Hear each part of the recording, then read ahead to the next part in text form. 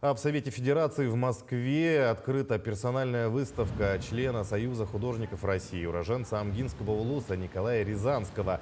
Главный посыл экспозиции – рассказать зрителям о повседневном бытии сельских жителей самой холодной республики, культуре Якутии, образах народного эпоса Лонхо.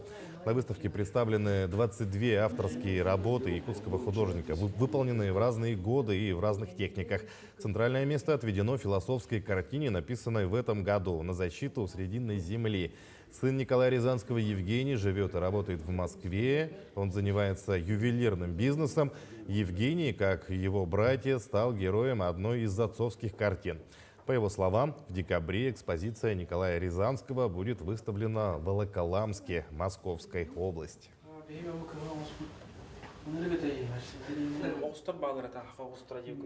Человек чувствуется наблюдательный, самобытный, очень творческий человек. Очень много сенаторов подходят и спрашивают, какая температура? Я говорю, минус 60.